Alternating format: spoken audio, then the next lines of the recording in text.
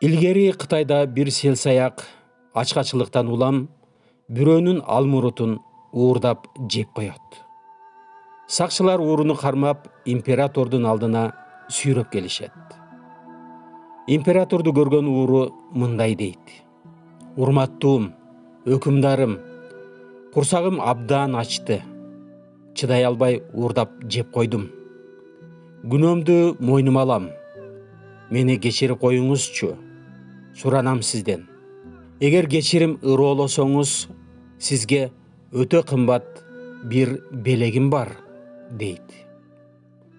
Император мыскылдагансып: сага окшогон селсаякта кымбат баалуу нерсе кайдан болсун деп суроо берет. Ууру жумулган манжаларын ачып, ичиндеги алмуруттун данегин сунуп: муну эксеңиз бир күн ичинде эле алтын мөмө берген даракка айланганын көрөсүз, дейт. Император каткырып: кана өзүң эгип көрчү, алтын мөмөнү көргөн соң кечирейин сени, деп сунуш берет. Селсаяк: өкүмдарым, мага муну эккенге болбойт, анткени мен уурумун. Муну жалгыз гана өмүрүндө бир да нерсени уурдабаган, башкалардын акысын жебеген, жалган сүйлөбөгөн бирөө эгиши керек. Ошондо гана данек өз сырдуу күчүн көрсөтөт. Болбосо аны эккен адамды уулап, жанчыдагыс оорулар натыйжасында өлтүрөт. Падышам, муну жалгыз гана сиз эге аласыз, дейт. Император бир саамга ойлонуп катып калат да, андан соң ачууланган үнү менен: мен императормун, багбан эмесмин.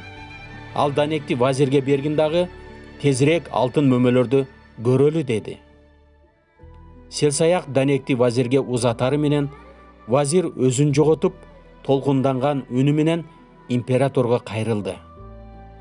Мен эгин иштерин түшүнбөйм, кара жумушка да жокмун.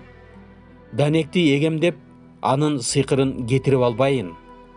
Менимче бул данекти казыначы эккени дурус.